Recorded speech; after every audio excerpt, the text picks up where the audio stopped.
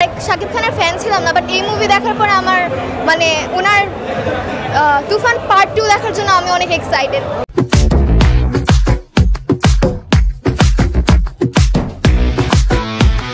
আমার চঞ্চল চৌধুরীর অ্যাক্টিং অনেক ভালো লাগছে, এন্ড লাস্টে উনি বারবার যখন হাই সিস্টার হাই ব্রাদার বলে সবাইকে এক একবার গুলি করতেছিল, ওই সিনগুলো অনেক ভালো লাগছিল।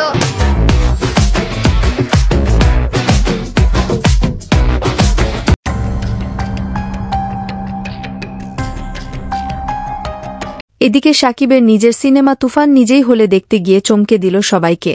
শাকিব খান তুফান সিনেমা ডিরেক্টর রায়হান রাফি ও অনেক শাকিবিয়ানের নিয়ে তুফান দেখে ঢাকার একটি বড় সিনেমা হলে। সিনেমা দেখার পর শাকিব খান বলেন, আমাদের এই তুফান কিন্তু আমি একাই হয়নি।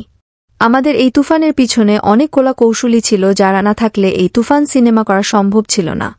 আমি মনে করি সবাই সবার কাছ থেকে বেস্টটা দিয়ে আজ এই তুফান তৈরি হয়েছে।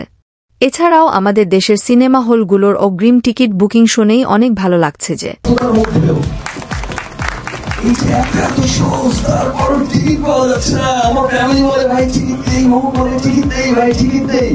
আমাদের দেশের মানুষ আবারও সিনেমা দেখতে চায়। সিনেমা হলে এসে তার প্রমাণ ও জলজান্ত উদাহরণ এই তুফান সিনেমা।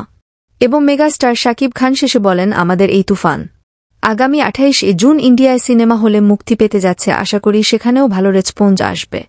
এবং সবার শেষে বিশাল একটি ধন্যবাদ জানাই আমাদের তুফান সিনেমার ডিরেক্টর রায়হান রাফিকে, যে না থাকলে হয়তোবা আজ তুফান হতো না। এই বলে মেগাস্টার কথা শেষ করেন। তো প্রাণপ্রিয় ভিউয়ার্স, আপনার কাছে মেগাস্টার শাকিব খানের তুফান সিনেমা কেমন লেগেছে তা আমাদের কমেন্ট করে জানাতে ভুলবেন না। 100 কোটি 25 কোটি আর 200 কোটি 50 কোটি।